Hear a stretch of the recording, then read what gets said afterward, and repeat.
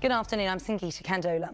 The Royal College of Nursing has urged the government not to be disrespectful to striking nurses and to get round the table immediately to resolve their pay dispute. It comes as nurses who work in A&E, intensive care and cancer services in England have joined the picket lines for the very first time today in what has been described as the biggest industrial action so far. Harry Horton reports. Protect the NHS! We are the NHS! Across England, nurses have once again walked off the front line and onto the picket line.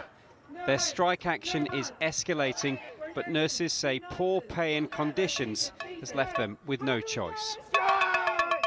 They just can't keep going on giving their goodwill anymore because they don't have anything left to give. Do you think there's enough determination to keep striking until you get this better pay deal? I think so, yeah. Every single day that I go to work, I worry about patient safety and I worry that people are not in an environment where we can look after them properly.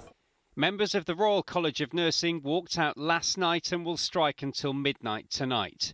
Nurses who work in intensive care, A&E and cancer care will be among those striking, but some exemptions are in place for critical care.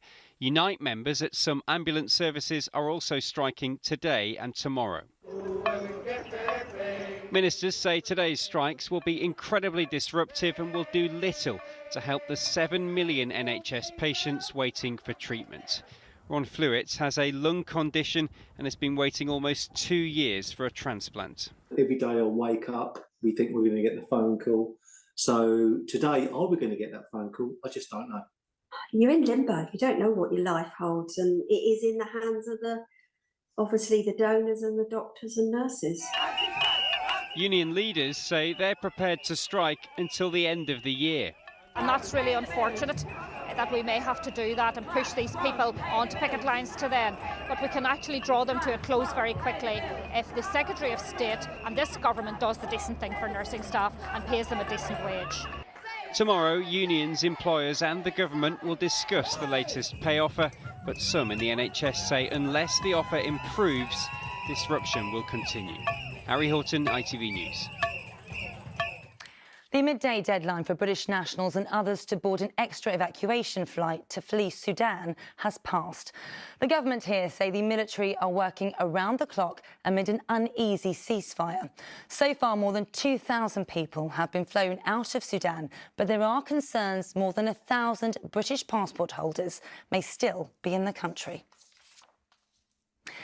Donald Trump is in Scotland visiting his golf courses there. The former president's private plane landed in Aberdeen this morning before he was whisked away to his golf resort at the nearby Menny estate. Well, Peter Smith is there for us. Peter, what more do we know about Trump's trip then? Well, we know that the last time Donald Trump came to the UK in 2019, he was still US president. When he touched down in the northeast of Scotland this morning, he was the first US president in history to be facing criminal charges. As he stepped off the plane onto the tarmac at Aberdeen Airport, I shouted over a question, "Have you come here to escape your troubles at home?" And his reply was, "It's great to be home. This was my mother's home." He was then taken away. We know that this morning Donald Trump's lawyers have also filed for a mistrial in one of his court cases in the civil action where he's accused of defamation and rape by E. Jean Carroll. His lawyers have this morning submitted an 18-page report accusing the judge in that case of demonstrating bias against the former president, and that's why they're calling for a mistrial. But while Donald Trump is here, he is now away from the media glare on his golf course in the Menny estate. He's expected to be here until midweek, and then he'll head off to Ireland, where he also has a golf course on Doonbeg. OK, Peter, thank you. Pubs and restaurants across the country are hoping this month's bank holidays provide a financial boost after a difficult year, with soaring energy costs putting many businesses under pressure. New figures show that 12 hospitality venues have shut each day in Britain over the past year. Well, Hamish Al-Scary is at Perky Blenders Cafe in North London. Hamish, how's business looking there then?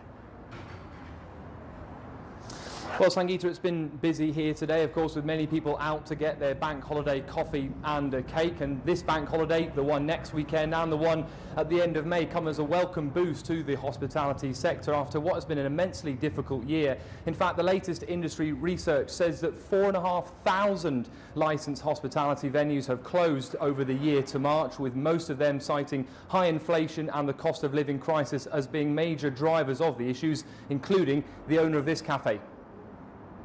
Well, we've seen some challenges in the last year. The store that we're in today has opened in the last 12 months.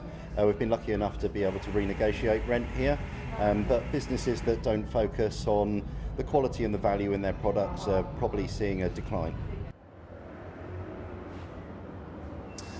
The concern with many in the industry is that the rate of closure is much higher among independent businesses compared to the big brands, and in response to that, the UK government has said they've responded with an unprecedented package of support for businesses, including saving them £5.9 billion of energy costs. But this particular place is a success story. This brand opened in 2015 as just a coffee kiosk outside a station. It now has many branches across the city, but many other businesses across the country are really struggling after a difficult year. OK, Hamish, thank you very much. And finally, Mark Selby will be taking on Luca Brecel in the final day of the World Snooker Championship later, after making history last night. This was the moment Leicester-born Selby became the first ever player to make a 1-4-7 maximum break in the final at the Crucible. At the end of play, he trailed Brecel 9-8, but no matter what happens today, this moment of snooker perfection secures his place in the record books. And that is all this lunchtime. Carly Pentelow will be here with the evening news at 6:15. Until then, do have yourselves a great afternoon. Bye-bye.